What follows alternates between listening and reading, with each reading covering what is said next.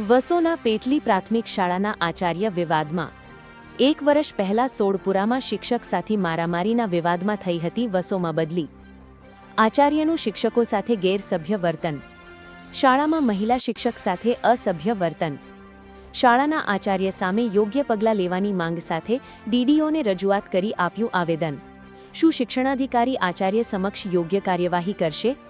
શાળાની મહિલા શિક્ષકને ન્યાય મળશે કે નહીં? શું ગેરવર્તન અને અભદ્ર શબ્દોના વિવાદ સામે આચાર્યની અન્ય શાળામાં બદલી થશે કે નહીં? રિપોર્ટર સચિન પંડ્યા, નડિયાદ।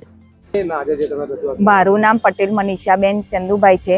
અમે અહીંયા અમારા શાળામાં આચાર્ય છે પટેલ નરેન્દ્રભાઈ કેશવલાલ, એ અમને હેરાનગતિ કરે છે। એનું અમે આવેદનપત્ર લઈને અહીંયા આવ્યા છીએ।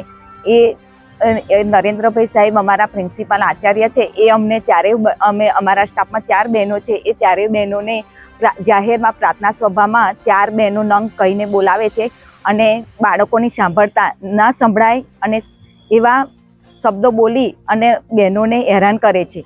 અને બીજું કે બાળકો જ્યારે હોય છે ત્યારે મિટિંગ ભરે છે અને બારણા વાંખીને ધાક ધમકી આપે છે અને કહે છે કે જો તમે મારું કહેલું નહીં માનો તો હું તમને નોકરી કરવા નહીં દઉં, તમે હેરાન થઈ જશો। હું કહું તેમ જ તમારે અહીંયા કરવું પડશે અને હું કોઈનાથી ડરતો નથી। આ કેશવલાલ નરેન્દ્રભાઈ પટેલ છે। નરેન્દ્રભાઈ પટેલને કોઈની બીક લાગતી નથી। તમે ડરાવશો તેમ હું ડરીશ નહીં, એટલે હું કહું એ પ્રમાણે તમારે અહીંયા કરવું પડશે। અને બીજું કે અમને મોડા સુધી સ્કૂલમાં કામ કરાવે છે, અમે કામ ન કરીએ તો કહે છે કે જો તમે મારા કયામાં નહીં કરો તો હું આગળ રજૂઆત કરીશ અને તમને ગમે તે રીતે હેરાન કરીશ। આવું બધું અમને બહેનોને ધમકી આપીને હેરાન પરેશાન કરે છે।